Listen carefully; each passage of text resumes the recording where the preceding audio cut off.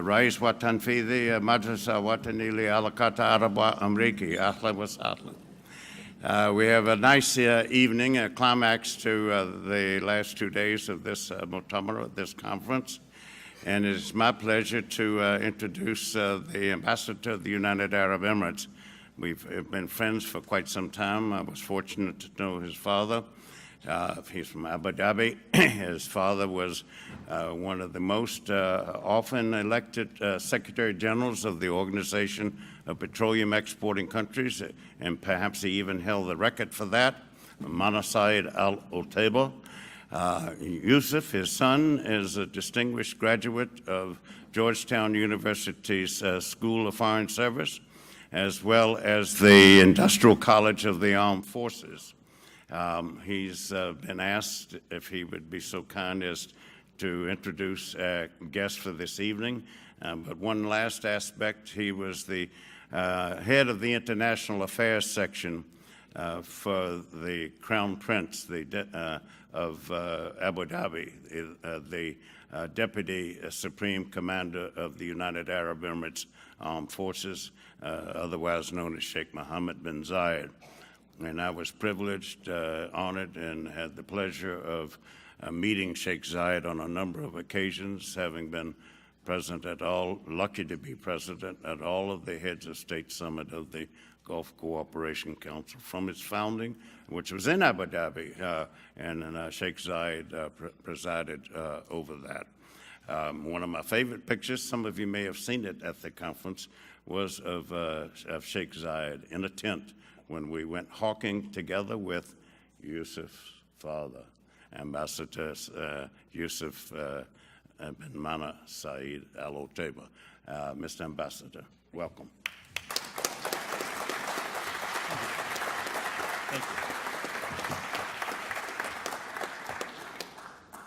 Thank you very much. It's very fitting to be introduced by a good friend like John, and now in turn I get to introduce a good friend of mine, General David Petraeus, somebody who needs no introduction. I've had the privilege and good fortune to work with General Petraeus for many years now, beginning back when he was the commanding general of the multinational forces in Iraq. I remember a good friend of mine in the administration back in 2003 giving me a call and saying, "Keep your eye on this guy, David Petraeus. He's going to move up very fast." And he was right. First, he rose through the ranks to become commander of CENTCOM in 2008. He then assumed leadership of the U.S. and NATO forces in Afghanistan in 2010, and finally, he became director of CIA in 2011. Those are just a few brief highlights of General Petraeus's very distinguished and decorated career, which spanned 37 years in the U.S. military.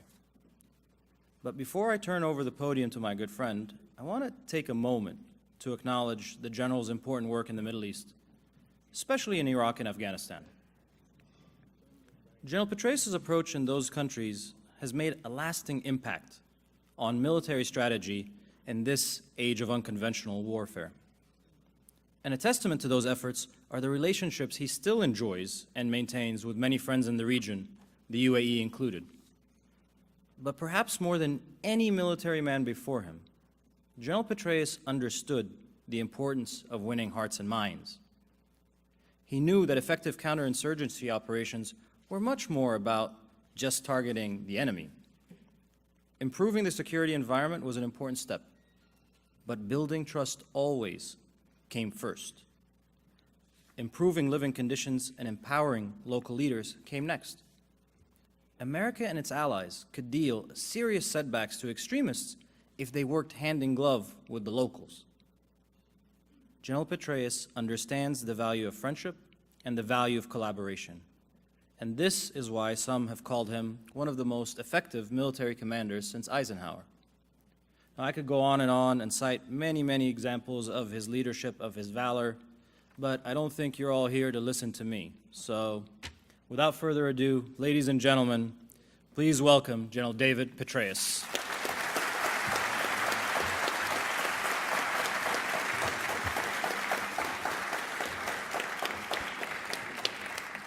وشكرا جزيلا سيد سفير صديقي.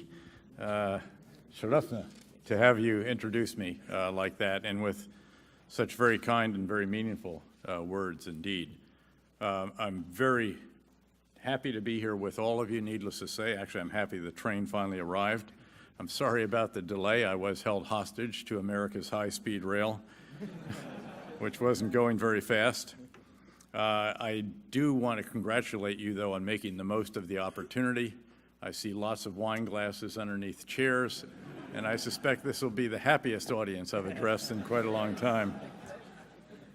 I do appreciate also, Josh, just all the people who are here, and I want to congratulate you, John Duke, and all of your team for what clearly was a hugely successful and apparently huge event, the biggest that you've ever had. I think 1,000 in total participated at some point during the day, and that really is a credit to the team that you've put together over the years, and more importantly, to the spirit that has permeated this and is what keeps everyone coming back in larger and larger numbers.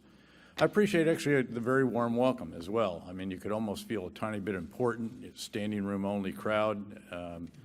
Folks stuck around even though we were delayed. But were I to start feeling important, I would remember a story about the great General Jack Vesey, chairman of the Joint Chiefs of Staff under Ronald Reagan back at the height of the Cold War, had risen through the ranks from private all the way to four-star general, the senior military officer of the greatest military in the world. And so a few weeks after he took office, he was taken to the Kennedy Center for the Performing Arts, seated in the presidential box, treated royally by one and all, and understandably was feeling reasonably good about his station in life as he and his wife left and went out to get in their car.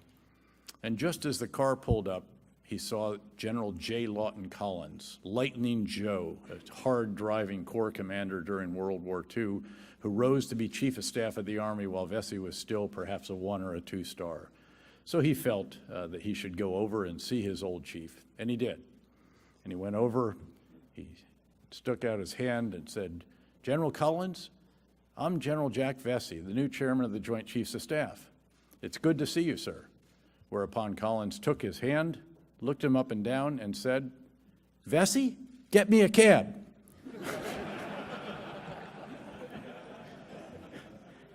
And I want you to know that if you have trouble finding your transportation tonight, I will be outside rounding up cabs for all of you.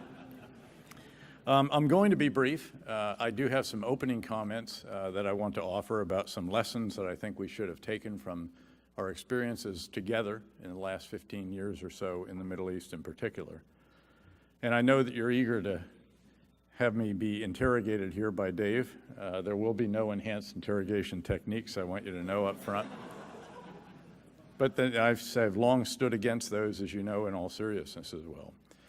But again, thinking of the need for brevity brings to mind another story about a little third-grade boy who had to give a report to his classmates about Julius Caesar. So he did his research and prepared his report, and on the appointed day stood up in front of the class and started. "Julius Caesar lived a long time ago," the little boy told his classmates. "He was a great general. He won some important battles. He made a long speech. They killed him." I will not risk that fate this evening. But as I said, I do want to offer some lessons, and then we can build on those during the subsequent conversation that I'm going to have with Dave. The first of these is that ungoverned spaces in a region that stretches from North Africa through the Middle East to Central Asia will be exploited by Islamic extremists. It's not a question of if now, it is a question of when and how much will they be exploited. The second lesson is that Las Vegas rules do not apply in these situations. What happens there, sadly, does not stay there. It tends to spill over into neighboring countries, in some cases beyond the region. In the worst case, the geopolitical Chernobyl that is Syria, it is spewing violence, extremism, instability, and a tsunami of refugees, not just into the neighboring countries, although they have been taking huge numbers of Syrians displaced, a country in which 1/2 of the population has been displaced, 40% of that displaced outside the country. and of course a tsunami of refugees all the way into Europe, causing the biggest domestic political problems for many of the leaders of our European allies that they have had in decades. More challenging for them, in fact, than the Euro crisis was in the wake of the Great Recession. This, therefore, is a big problem. It cannot, in Washington terms, be admired until it goes away. So something has to be done, and the third lesson is that the U.S. has to lead it. Our leadership is indispensable. It is irreplaceable. This is for a whole variety of reasons, not the least of which is that the U.S. is still the sole superpower in the world in all categories that you might measure that, but particularly in the assets that have proven to be so important as we are enabling host nation forces to deal with extremist problems. And the best example of that is Mosul. We'll talk about that, I'm sure, but there we have an armada of intelligence, surveillance, and reconnaissance assets determining what's going on out in front of the lines. We indeed have Iraqi security forces that have been reconstituted, are fighting for their country with our advice, with our assistance, with our enabling features, our precision strike together with the coalition members, and it's great that the Gulf Cooperation Council countries are flying alongside those from NATO and U.S. and Australia and others. And an intelligence fusion capability that can only be described as industrial strength.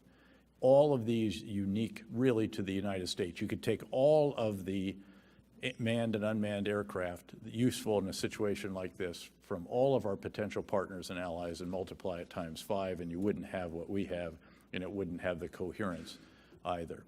So it is critically important, again, that the U.S. lead. That does not mean that we want to go it alone. We do not. We want to go as a coalition. I say that knowing how much coalition maintenance requires, having led the largest coalition in terms of numbers of countries in history, that being in Afghanistan. It's a huge effort, but it is worth it. We especially want Muslim countries. If you really think about this, the war that is ongoing right now is more of a clash within a civilization than it actually is the so-called clash between civilizations, of which Sam Huntington wrote at Harvard. This is an existential struggle for the Islamic countries of the world, and having them as our partners is critical. In fact, I can tell you, having had these different positions where I was privileged to work with Ambassador Yousef and Sheikh Mohammed bin Zayed and the other leaders of the region, that, again, this is absolutely vital that we have them, because many of the successes have come with their assistance, with their forces, their intelligence services, their law enforcement. And again, they have a massive stake in this, perhaps even bigger than the stake that we have. By the way, that is why I wrote in the Washington Post a few months back that Muslim hate speech is not only foolish and wrong, it is also counterproductive. The fourth point is that in exercising this leadership, the United States has to lead what is described as a comprehensive civil-military campaign. The paradox is that countering these terrorist organizations requires more than counter-terrorist force operations. In other words, you just can't drone strike or Delta Force raid your way out of this.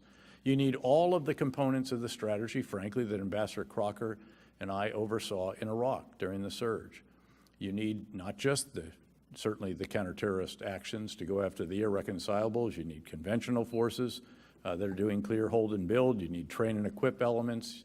But you also need, even more importantly, once you've established security, what cements that is what you build on top of that. And this is what Ambassador Yousef was talking about. This is the restoration of basic services. It's the restarting of local markets. It's the reopening of schools, of health clinics. It's rule of law. It's politics. And above all, oftentimes, it is reconciliation. And don't ever forget that the surge in Iraq that mattered most was the surge of ideas, not the surge of forces. And perhaps the biggest idea of all was to reconcile with as many of the disaffected Sunni Arabs in that country as we could, and to bring them back into the fabric of society where they stayed for a good 3.5 years until tragically the prime minister with whom would actually achieve that progress undid it by highly sectarian actions that inflamed the Sunni Arab population and then put down peaceful demonstrations violently, thereby establishing fields that were fertile for the replanting of the seeds of extremism. A tragic development, but one that has now been largely reversed and must be sustained and seen through to the end. The fifth lesson is also hugely important. It is recognition that we are engaged in a generational struggle. This is not the work of just a few years, or even a decade. It is more than that. And it's crucially important that we recognize this, because that tells us that we have to have sustainable strategies. Now, I can tell you, having been privileged to command in Iraq and in Afghanistan and CENTCOM, that the measures of merit when it comes to sustainability are principally two: blood and treasure. And if we're to be able to continue these kinds of operations for the duration that is required, we obviously have to do everything that we possibly can to reduce the expenditure of lives, seriously wounded soldiers, and of course the impact on our fiscal situation. The fact is that what we're doing in Iraq now does seem to meet that test. Vastly reduced cost in these different measures, much less, orders of magnitude less than what we had to expend during the surge, which was necessary because there was no other way of preventing what was very clearly going to have been a Sunni-Shia civil war. And by the way, as an aside, for those that blithely used to say, let's just let them break up into Kurdistan, Shiistan, and Sunnistan, they just need to look to the West and look at that geopolitical Chernobyl, the meltdown of a country that is Syria, which is in the process of actually breaking up into pieces. And again, that should be an example that we do not want to replicate in Iraq. Those then are the 5 lessons that I'd like to just throw out up front, and then we'll talk some of the specifics here and the details. I do want to note there are a couple of topics that he knows that I will not answer. I'm not going to get into the personal attributes or qualities or whatever of the 2 presidential candidates. I think they've done more than that, enough of that themselves. I will certainly talk about policies. I mean, if you want to ask me about carpet bombing as an example, I think it's a capital idea if and only if the enemy will lay himself out as a carpet in the middle of the desert with no civilians around and no infrastructure that you can damage, in which case definitely bring the B-52s over, open the bomb bay doors, and have at it. There's one other topic that we also won't get into. It's one that's particularly painful for me personally, and that is why Army cannot beat Navy in football.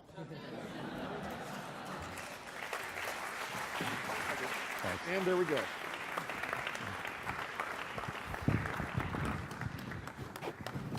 Thank you, General. And I have to apologize to the audience in advance. This seat has a slight tilt to it, and it's almost impossible to sit in it and not become a caricature of William F. Buckley on the old Firing Line show. So That's why I'm in this one. yeah, exactly. Always study the terrain. But also remember, as Ambassador Yousef said, on a note of seriousness, that the human terrain is the decisive terrain. And we can never forget that, and that is especially the case in the cultures of the Middle East and Central Asia and North Indeed. Africa. So when we look at the region, there are several conflicts right now. Which one is most dangerous for America and its Arab partners, and why? I think you have to single out Syria. As I mentioned, it's the one that is most exploding, if you will, not only the just sheer horrific bloodshed on the ground, between 400 and 500,000 Syrian civilians killed during the course of the war so far. As I mentioned, the displacement of over half the population, some 40 to 45% that displaced outside the country. The conditions are just terrible in many of the areas.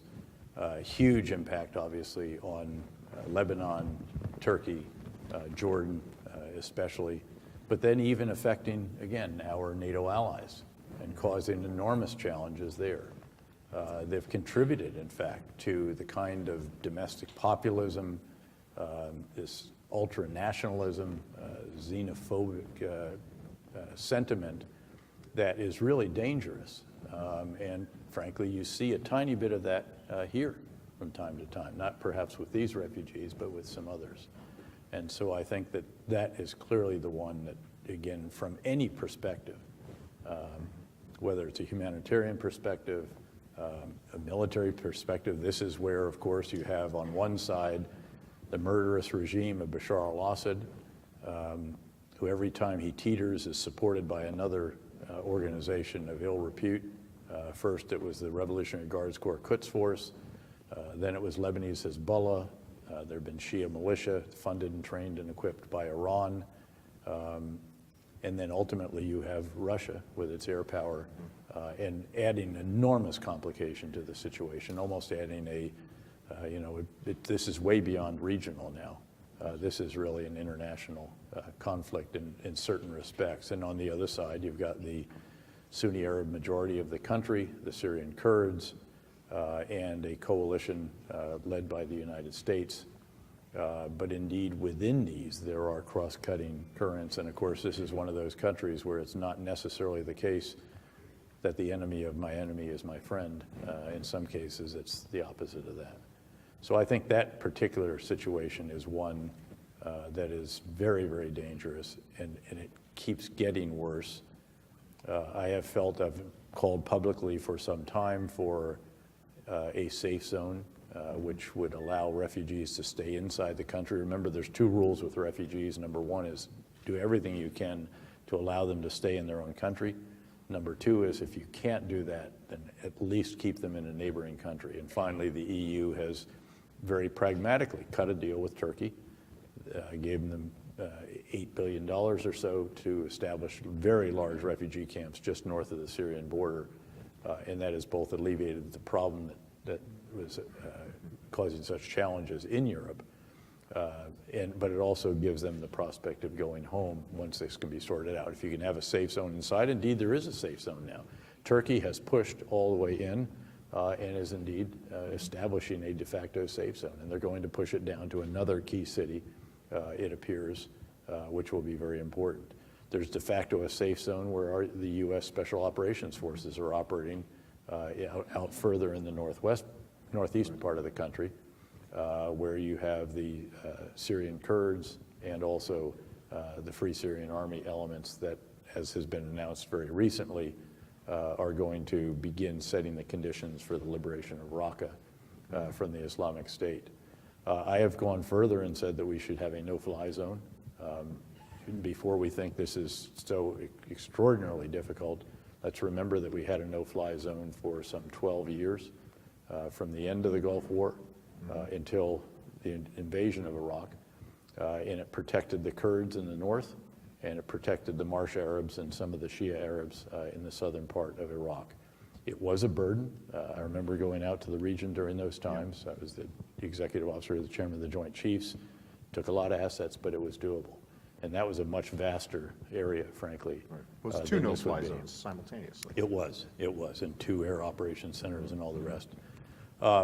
Beyond that, I think that it is inaccurate to say, as some do, that there is no military solution to this problem. At the very least, I'm not sure that Bashar al-Assad and Vladimir Putin have gotten that memo, or at least don't embrace the concept, because they seem intent on trying to achieve a military solution. And they're doing it with Grozny rules. This is Chechnya. This is if the area won't submit, you just depopulate it, and you bomb hospitals with bunker busters. You bomb population centers with these horrific barrel bombs that the regime has used, and so forth. And again, there should be a no-fly zone to protect the safe area. And indeed, if this kind of activity continues, Bashar al-Assad should understand that his Air Force will be grounded, which again could be done with air and sea-launched cruise missiles pretty handily, at the very least just crater the runways, and you could take that out. Yes, there is a much more dangerous situation now with Russian air power there, but again, as everyone knows, Vladimir Putin is someone who responds, who stops when something immovable is encountered, And that requires a degree of firmness, not provocation, but a degree of firmness. And I think all of those elements need to be, in addition to providing for those who are fighting on the ground against both the Islamic State and Bashar al-Assad, shoulder-launched anti-tank guided missiles in larger numbers, and also some shoulder-launched anti-aircraft missiles.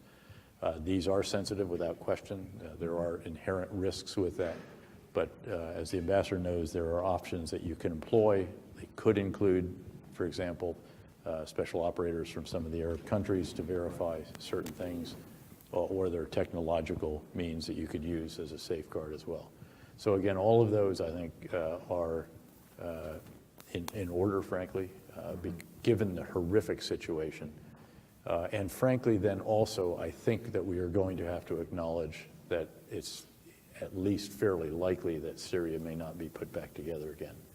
The idea of a central government that has any links to the regime having real influence over the Sunni Arabs who have suffered so much under it, Or the Kurds. is very difficult. Or the Kurds. The Kurds clearly going to have a semi-autonomous, or that's going to happen, I think, regardless.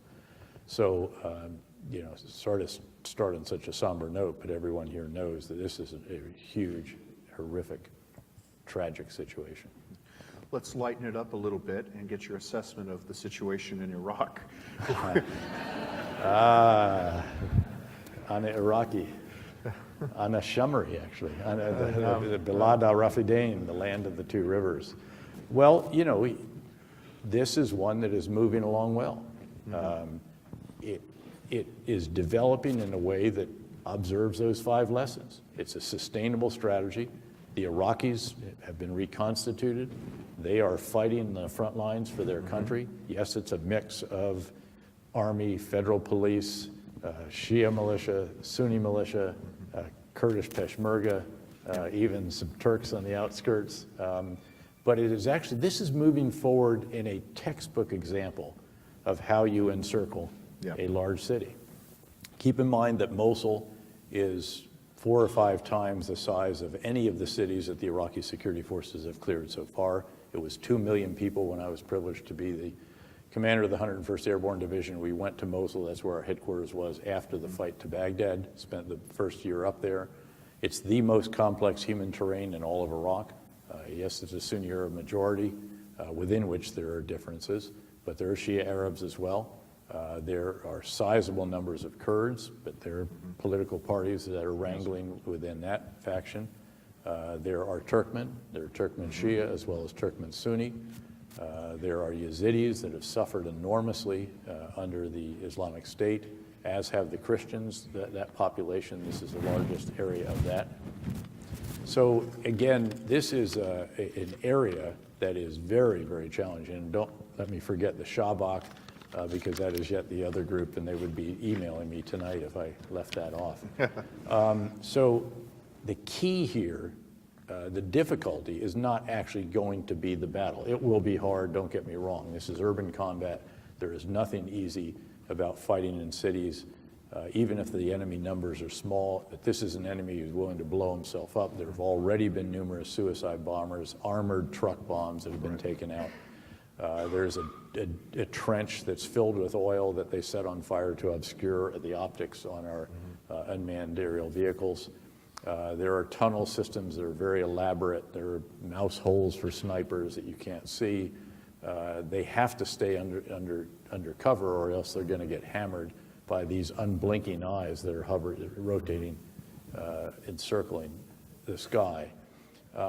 But at the end of the day, this is going to happen, and it's actually unfolding very methodically, very meticulously. You know, they move up a bit, and they bring their logistics up, their medical evacuation, their command and control, the reserves, and keep going. The counterterrorism service is already in action. The Iraqi Special Operations Forces are very professional, have never really cracked. The one time in Ramadi, they finally withdrew, but it was after 3 weeks of fighting hard.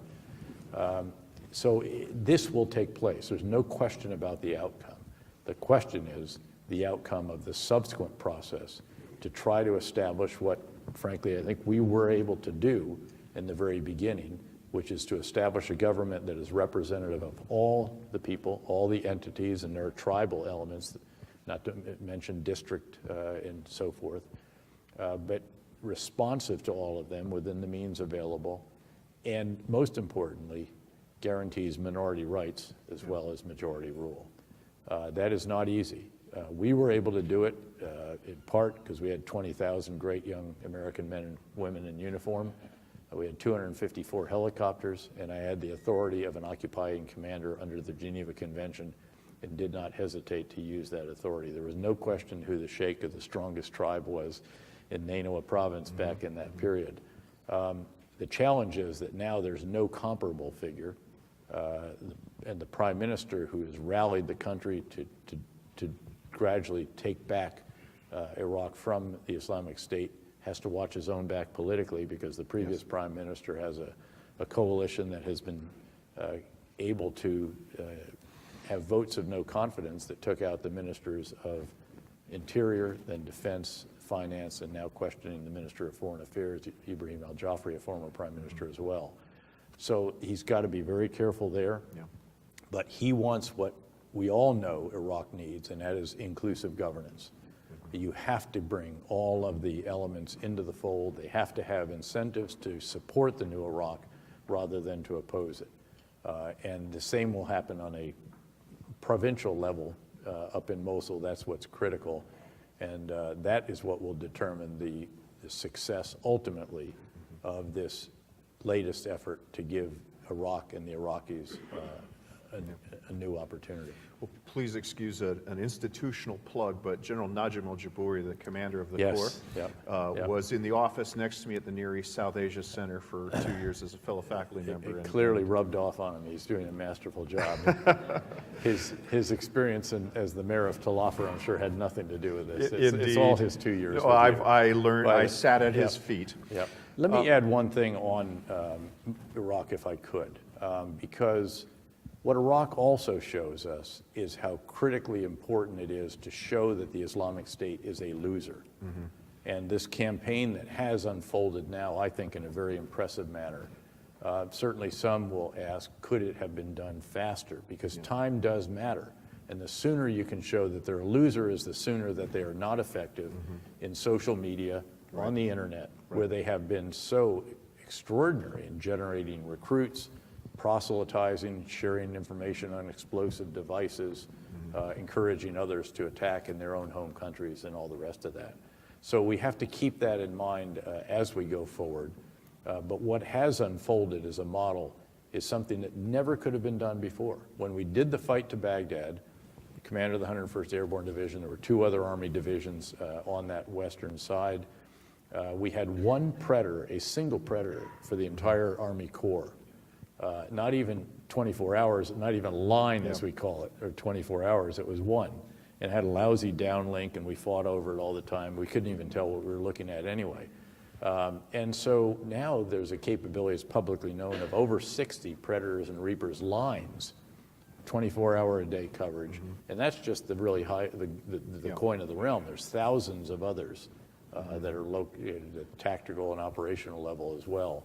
This is an incredible capability. As I said, it is an armada of intelligence, surveillance, and reconnaissance assets. And once you've established that baseline, once you understand what you're seeing, once you start developing all the elements, the different forms of intelligence, human signals intelligence, imagery intelligence, and others, and fuse them with this very impressive, again, industrial state capability, you have something that's very special. And that is what's enabling the Iraqis in such an impressive manner. The fusion. Fusion. Let me shift. Yes, Ambassador. Okay. Thank you so much again. Shukran jazilan, Ambassador. Yep. Always a pleasure, sir. Thank you.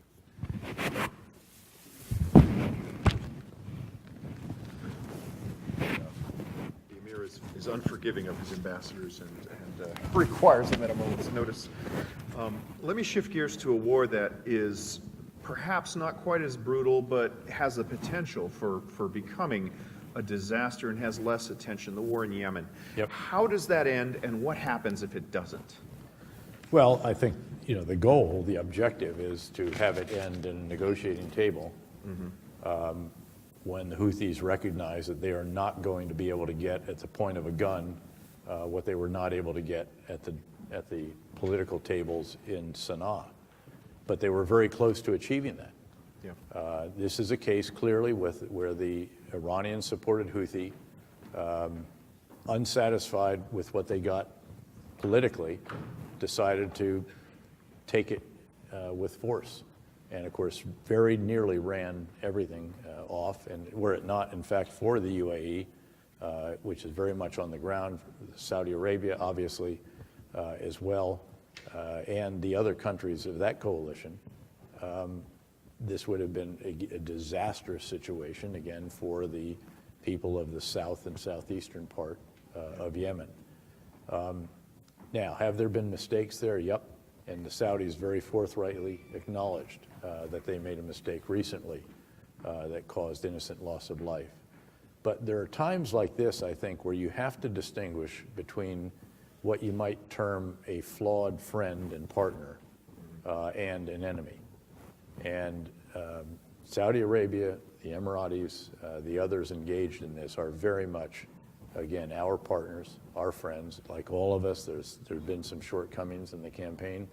We ought to be helping them to rectify those shortcomings. We ought to be enabling them to be more precise, enabling them to, again, carry out the kind of campaign that we would want to see. And I feel pretty strongly about that. They have been taking action. You know, it used to be said that the critics of the kingdom would say, you know, the Saudis, they just want to fight to the last American. Right. Or they'll hold our coat while we go into the ring for them. And now they're doing something. Yes. And, you know, on their own. And again, we ought to recognize that. And I think With a have greater some- degree of tactical and operational proficiency, Yeah. I think, than most of it expected. And it's developing, and it's evolving, and you learn. And, you know, and again, helping with that process, I think is very, very important. So, again, ultimately, what's got to happen is there's got to be, they have to sit down. But as with Syria, if you don't have the right military context, you're not going to have useful diplomacy. Yeah. And the fact is, in Syria, there is no incentive for Bashar al-Assad to negotiate, nor for his Russian supporters or the Iranians. So again, you've got to change the military context if you're going to have meaningful discussions. Let me move to more of a policy-related thing. One hope was that the Iran deal would empower moderates within Iran, and the criticism was that, no, you're going to enable hardliners. Which do you see it being, and how can we best shift it in the direction we want it to go? Well, first of all, I think you just have to acknowledge something that's pretty key up front. The Iran deal is a nuclear deal. It is about the nuclear program. It's not about the missile program. It's not about malign activity in the region, arming, again, Houthis, Hezbollah, Hamas, Bashar al-Assad, Shia militia in Iraq, or other actors in the region. It is about the nuclear program. And then I think you do have to recognize there are some significant positive features to this deal. All of the medium enriched uranium is gone. All the low enriched, except for 1%, is gone. Over half of the centrifuge is not spinning. The plutonium path to a bomb had cement poured into its core. The deeply buried site near Qom, that publicly it's known that no one can crack that except for the U.S., that site is a research facility. And there's a reasonably intrusive set of inspections to ensure that there is not a breakout in the enrichment process at the very least. So there's no question this has dramatically lengthened the amount of time that it would take were the Iranians to decide that they want to embark on a path to enriching to weapons grade. There are also some downsides. The first is just the duration. This is not forever. It's for 10 to 15 years, depending on the element of the deal. Beyond that, of course, Iran gets $40 to $50 billion of frozen assets unfrozen and access to those. A lot of them are committed, but they still get it. Yes. They get reconnected to the international economy. The sanctions that prevented them, took 1 million barrels per day off their oil exports, have been lifted. They're gradually ramping back oil production. So again, it's a mix, and some of that money, without question, ends up in the pockets of the Quds Force, Revolutionary Guards Corps, or others who are indeed carrying out malign activity. Certainly, I think it's understandable to hope that an agreement as significant as this might lead to other agreement, might lead to common ground in which you could achieve other understandings. There certainly have been good faith efforts by the United States in that regard, but the achievements have been fairly modest, shall we say. And indeed, in the meantime, Iran, if anything, has ramped up its malign activity in the region, again, in Syria, in Yemen, in Iraq, and in some other places. So we have to just recognize reality, and aspirations, have collided with reality in this case.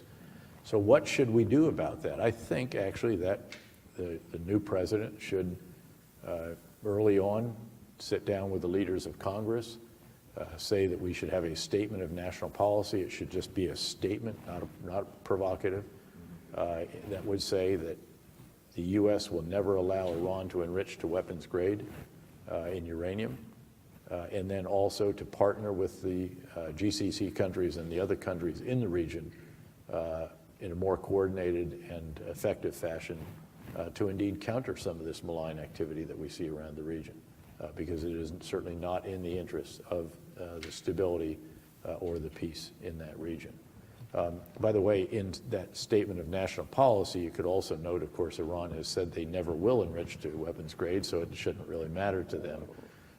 But then you would very ostentatiously ensure the capability of the U.S. Central Command remains what is necessary to carry out any contingency plan that you might need to execute. Let me zoom in the aperture a bit from the big scale to focus on you. What would you say is your greatest regret as Central Command Commander?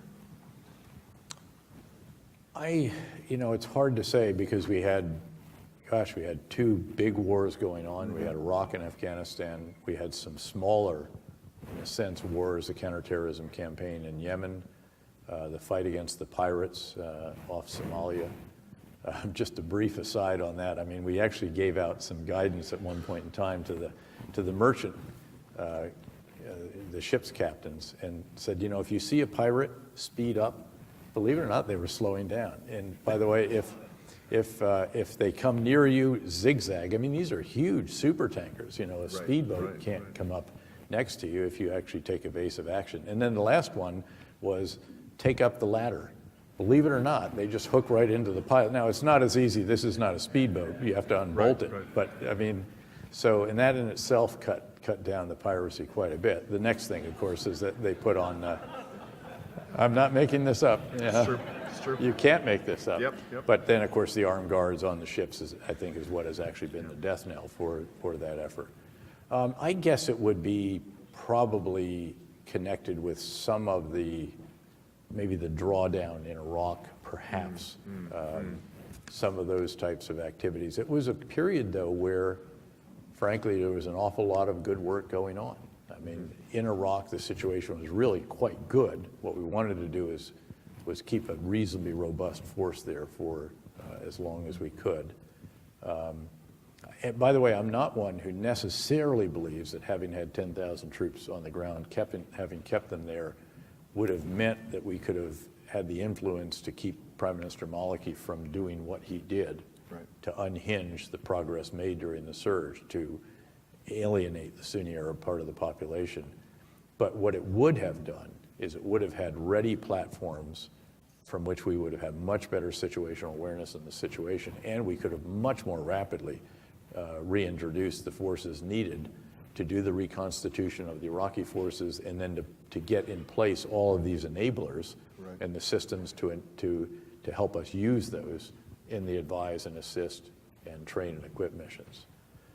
So I guess that may be the one. I mean, we were building up in Afghanistan. We got on a good trajectory. Stan McChrystal came in with his recommendations, good campaign plan. And in large measure, it was a period in which there was a good bit of progress ongoing.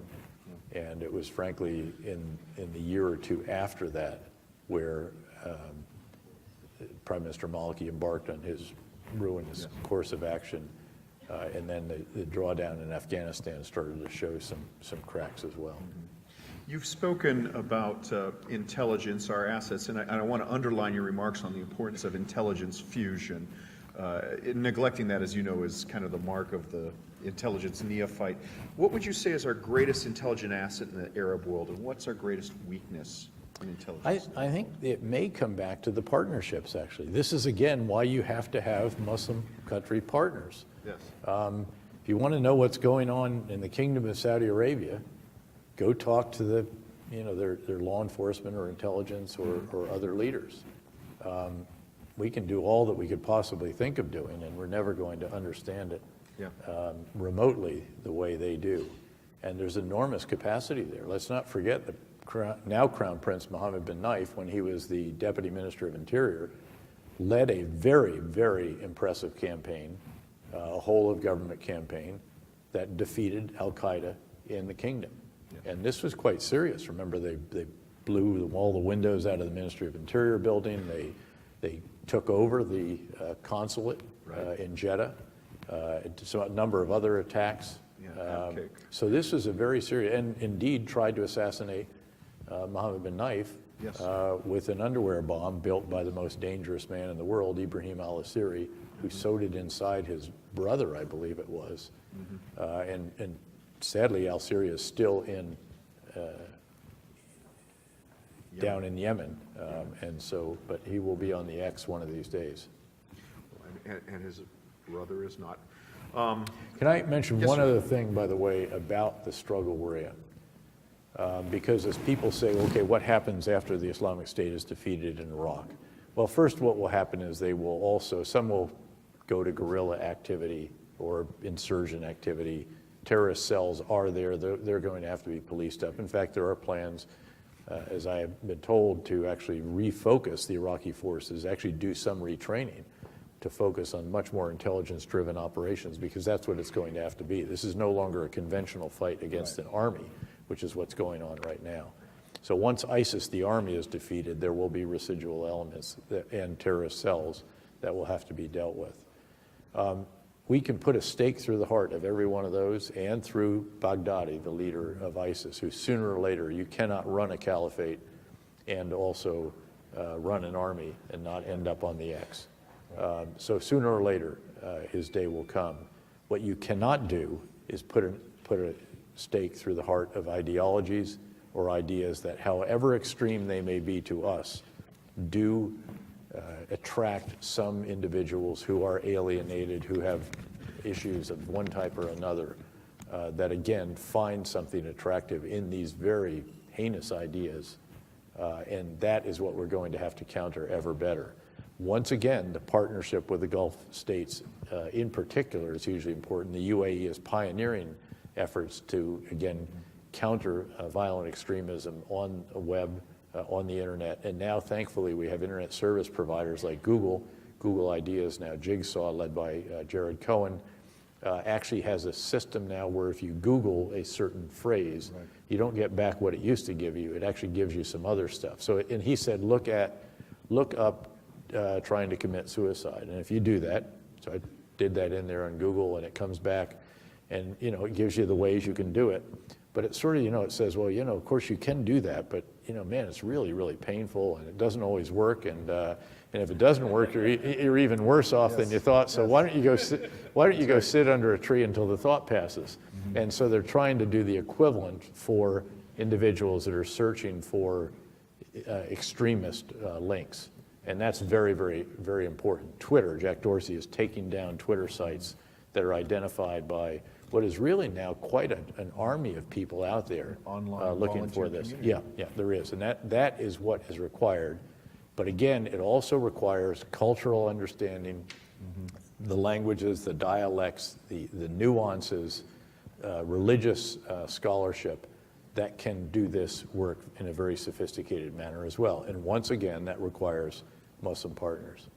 Let me, you spoke about the importance of cooperation with the Gulf. Let's talk about one of the burrs under our saddle, JASTA.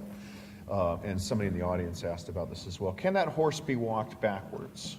And what happens if it doesn't? Well, again, remember, first of all, let me just up front, I have enormous compassion for and sympathy for the families of the victims of the 9/11 attacks, without question.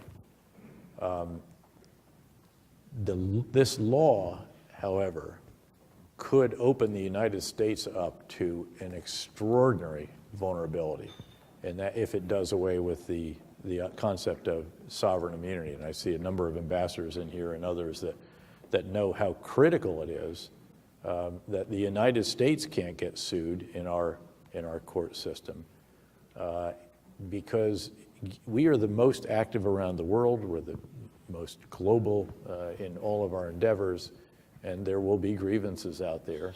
And if this undoes that very important sort of bedrock principle of international law, of sovereign immunity, we will be the ones that most likely will prove to be the most targeted and the most vulnerable.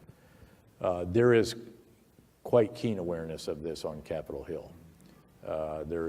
Some have described it as very early onset of buyer's remorse and an awareness of what this could do. And so therefore there are efforts ongoing to try to figure out how to recraft it.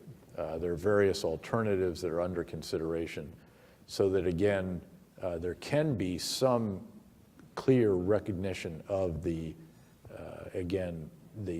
terrible sacrifice and loss of the families of the victims, but not completely undermine this bedrock concept that is so important in international law. We're more vulnerable than anybody else. Absolutely. Yep. Make no mistake about it. Let's take some questions from the audience, if that's all Okay. right. Yes, sir, in the back, gentleman with the glasses, white hair.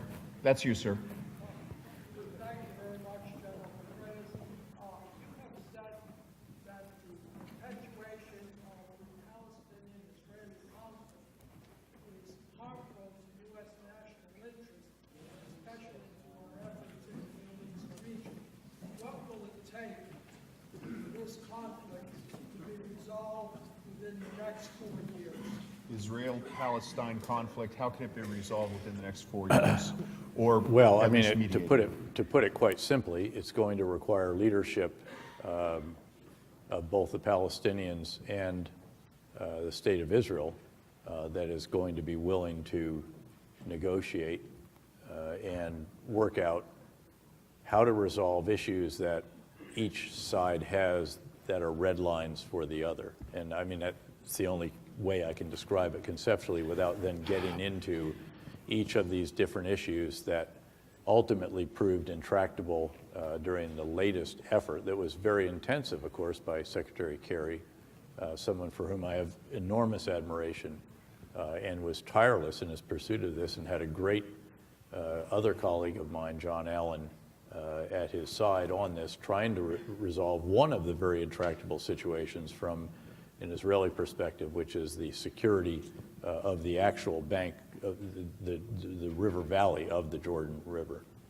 So Outside intervention, third-party intervention? I think the history of this particular issue and this kind of issue would prompt you to conclude that there's going to have to be as much impartial assistance as is possible. Thank you, sir. Gentleman with the red tie and the glasses, blue shirt. General, this is a question about U.S. policy. I just finished teaching a seminar on U.S. national security principles, and I talked about the military, diplomatic, economic, and intelligence dimensions. Yep. Do you think that we presently have the right balance of those 4 factors? And if not, what would you recommend ought to be augmented in terms of going forward? Well, it's publicly known because I used to be requested by the State Department, by the then Secretary of State, in fact. She asked me to go up on Capitol Hill and both in public hearings and also in private meetings with the private meetings were with the chairman of the subcommittee of the Appropriations Committee that dealt with funding for foreign aid and economic assistance and so forth, and the State Department writ large. And the bottom line was that and Admiral Mullen did the same, the chairman of the Joint Chiefs. He and I repeatedly testified that one reason that our soldiers, sailors, airmen, Marines had to do so much in some of the, quote, nation-building tasks was because the State Department had not been provided the resources to do that. So I think clearly, as you look at those different elements, that there's no question that there needs to be more resourcing for the diplomatic pillar and also, frankly, for the economic assistance portion of the pillar. Beyond that, also the article in the most recent Foreign Affairs that talked about the need for tens of billions additional for the military, but most importantly, to do away with the threat of sequestration and also just to pass a budget so the services and DOD know what they're going to be able to spend during a fiscal year and not operate endlessly under a continuing resolution. Beyond that, I did put in perspective, though, in that article with Dr. Michael Handler Brookings, that we do still spend not only multiples more than China, we spend more than China and the next 8 countries together. And there's no question about the capabilities and capacity of the U.S. military in terms of it being just vastly in a different league from anyone else. But within that, there are pockets of what would really be called readiness crisis. There were some marine aviation issues that have been quite serious. There are some other readiness issues. And indeed, we were very concerned about reduction further of the Army, further of ships, and this kind of thing. We actually need more in the ship category in particular. Let me pile on to that. It runs counter to the narrative, but almost every Secretary of Defense that I worked for in over 20 years has pressed for full funding of the State Department budget. And Donald Rumsfeld, who is treated somewhat unfairly in the popular narrative, actually agreed to transfer $250 million to the State Department to stand up the Office of the Reconstruction and Stabilization. So that's a long-standing cross-party desire institutionally on behalf of the Department of Defense. It's read. An anecdote on that, talking about countering violent extremism, State Department has had various offices over the years. I think the one they have now is the most effective and most promising to try to work on how to counter the extremist narrative, again, on the internet, in cyberspace, and so on. And I remember the then Undersecretary of State coming to see me when I was a CENTCOM commander.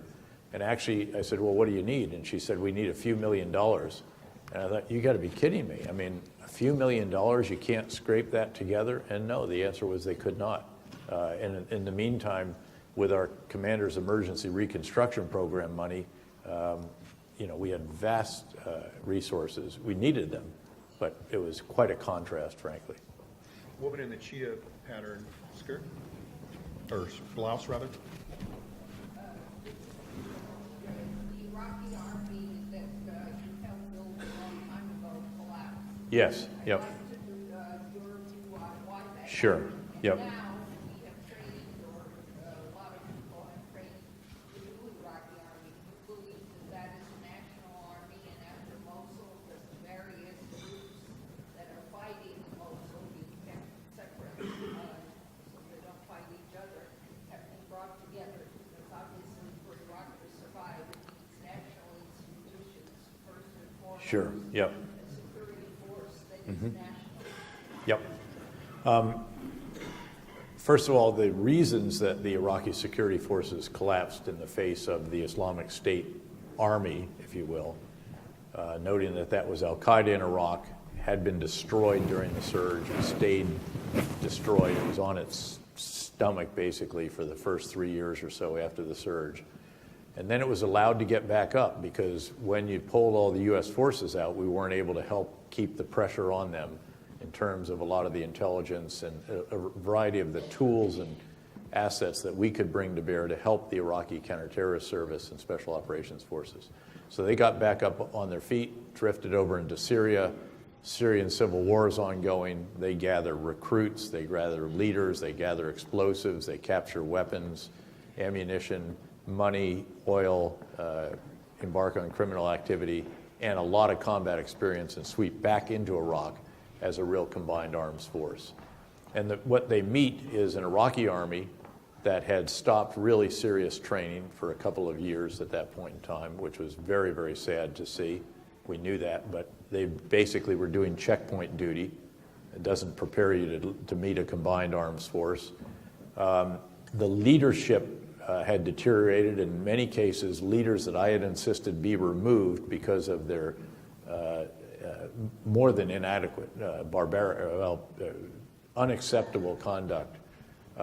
When I was there as a 3-star, and when I came back as a 4-star, I said, these guys are all going. Every single member of the Federal Police Division's chain of command, 3-star, both 2-stars, all of the brigadiers had to leave before we would reconstitute the units. Sadly, those were brought back by the Prime Minister, put back in place a couple of years after we left. And they proved to be as inadequate, again, as they were in the past. They were abusive, they alienated the population further, and indeed, they proved to be cowardly when the Islamic State forces came at them. And then finally, the chain of command was just completely rendered incapable of conducting a coherent campaign because, again, those at the very top had a habit of calling directly down to battalions, brigades, giving them orders themselves. And so when you most needed the National Command Center there to have a coherent campaign that says, okay, you hold them at Kisik military base up in Nainawa, and then we'll have the force coming over from Talafar to relieve you and save you, there was none of that. And the soldiers watched as their commanders went out the back door, literally. They fought for a little while. They realized nobody's coming over the hill to relieve them, and so they followed their commanders. And it was very, very tragic and frustrating to watch, needless to say. You highlighted what I have highlighted is actually a bigger challenge for Iraq than the Islamic State. I said it here, I think a year ago or so, and I've said it on multiple occasions, that the long-term challenge to Iraq is actually the Shia militia, supported by Iran, funded by Iran, and led by political leaders who are actually in the parliament. So you have militia responding to political directives. The Prime Minister is keenly aware of the challenge that this poses and is working very hard to bring them into some form of control of the Iraqi security forces writ large. The same will have to be done now with the Sunni Arab militias that have been raised out in Anbar province and in Nainawa.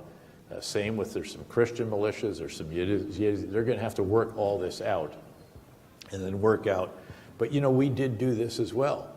The Sahwa, remember the Awakening, and the Sons of Iraq program. We had 80,000 or so Sunni Arabs and about 23,000 Shia Arabs that were reconciled, taken right out from underneath the al-Qaeda or Sunni insurgent leaders, and on the other hand, the Shia militia leaders after defeating them in the Battle of Basra, Sadr City, Qadamiyya, and so forth. So this can be done, and it's going to have to be done. And if it cannot, then you will again have these very centrifugal forces that will continue to pull at the fabric of the country. We should remember that there is a hugely important centripetal force in this country with so much diversity and so many centrifugal forces. And that is the central government's distribution of the oil revenue. This is a force that keeps that country together. This is why Masoud Barzani went to Baghdad recently. It's also to ensure that the campaign is on track and all the rest. But the fact is that even with the additional oil that the Kurdish regional government has been able to pump, even with adding the Kirkuk oil fields to that, there's still not enough for the overall funding of all the activities, especially with hundreds of thousands of refugees on their soil. And so indeed, they need that funding. The Sunni Arab provinces now no longer have any really significant oil production in their areas, and they are actually beholden to Baghdad. So again, there is an important force there, but it has to be allocated from the center, and then most importantly, the way it's administered in the provinces has to try to capture this concept I mentioned earlier of responsive to all the people and guaranteeing minority rights as well as majority rule. Woman in the gold necklace, second row. I boxed in college and I forgot. I'm terribly sorry. Sir, you're about to be number 10. Please, I made a mistake. Please let us go with the woman I called, and I apologize to you for And that. we probably actually, This is entirely my mistake, and I apologize for it. No, the woman behind you, madam. The woman behind you, madam. great to see you, and thanks for all you've done with the Beirut Institute.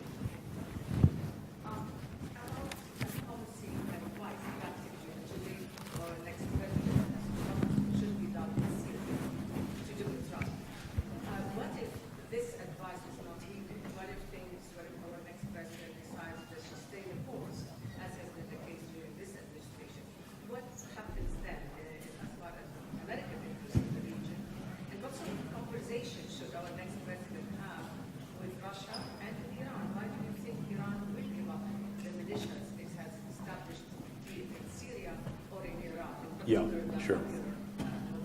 Yeah, look, I mean, so let me give some general big ideas here. I do think that it is appropriate, would be appropriate for the next administration to try to establish a true strategic dialogue with Russia. Also, by the way, with China. I mean, one of the irritants for Vladimir Putin is that he was not treated as if he was still striding the world stage, so that's what he's doing. He cast out of the G8, called a regional power. And so trying to reestablish and trying to identify areas where there are converging interests, such as counterterrorism, such as ensuring the Taliban don't come back in Afghanistan, ensuring the prosperity of the former Russian republics that are in the Central Asian states and elsewhere, this kind of thing.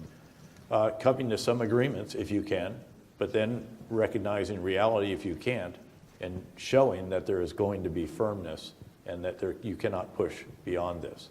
In Ukraine, an example of this would be the provision of anti-tank guided missiles shoulder launched to the Ukrainian armed forces. These cannot be interpreted as offensive weapons. You're not going to run to Moscow with these ATGMs on your shoulder. Same with Firefinder radar. These have actually been authorized by Congress with appropriations for them. And so again, one would hope that would be among the considerations. And then you can extrapolate that again to Syria, where, as I said, there's got to be that demonstration of firmness and principle there, without which I think what you will see is a continuing effort by Bashar al-Assad to grab as much as he can of the former Syrian state, and again, keep going as far as he can until he runs into something that is an immovable object as well. So, sure. Sir, with my apologies. I mean, you can try certainly to have some dialogue there, but I'm sorry, excuse me. Is it? Yeah. I'm sorry. Okay. You can certainly try. I think that the administration has worked very, very hard to try to establish dialogue with Iran. And what we have seen in response is more missile tests, provocative actions in the Strait of Hormuz, provocative actions by their Houthi partners in Yemen in the Bab el-Mandeb, another strategic waterway.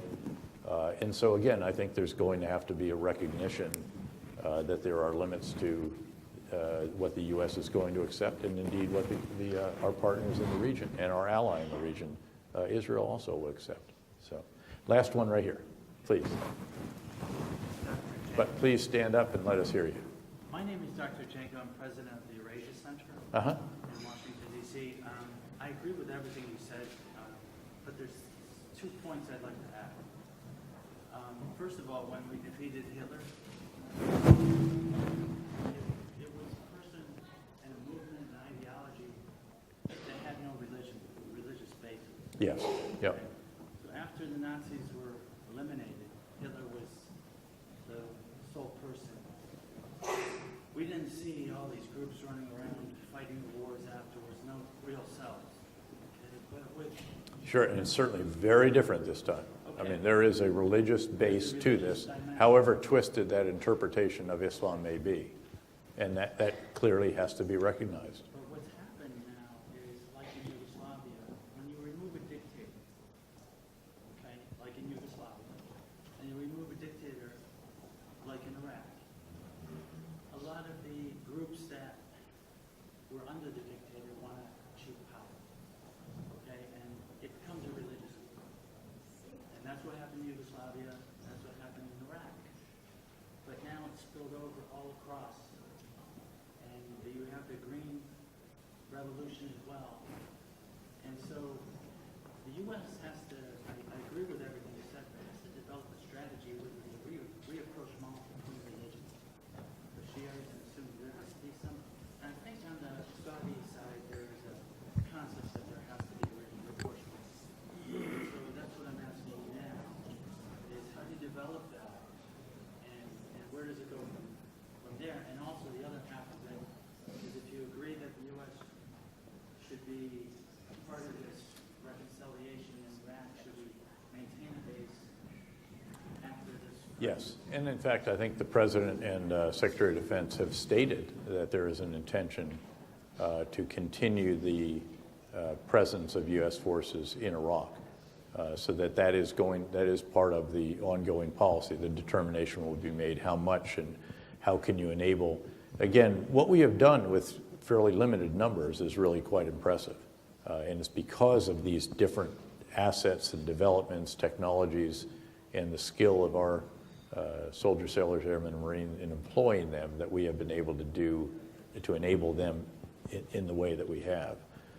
So I think that's very important. As to the rapprochement, look, you know, I served in Bosnia as well. In fact, I was just there 2 weeks ago once again in my role as in fact, I am fond of reminding them that, you know, I was there as a soldier when they needed soldiers, and now I'm there as an investor when they need investors.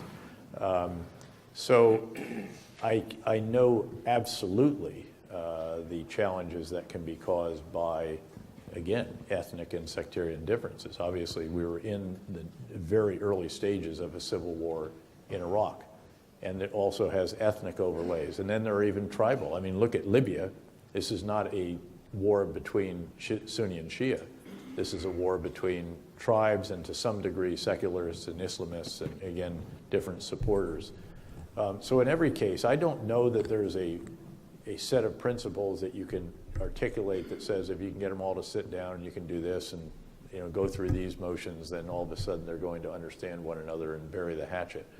Look, I think you just have to recognize that there are always struggles for power and resources at the heart of these issues. And what you've got to do is try to help them or enable them, coach them, that it's okay to shout, but you can't shoot. And we had that saying in Mosul on many occasions. And during the period that we were there, we were generally able to prevail on that. But it's very, very difficult if you're not there. So again, this is where good men, good women, women of reason, men of understanding have to be supported. And let me just end on that note, because as you think about what John Duke has put together here and the team has put together, you have people coming together who do want to be people of reason, of understanding, of pragmatism, and it's that kind of spirit that is fostered here that is so desperately needed in some of those countries. And so the more that we can do indeed to impart that, to encourage it, to support it, I think is the better. So with that, thank you all very, very much. Ladies and gentlemen, if you just remain seated for one moment as the General walks out, thank you.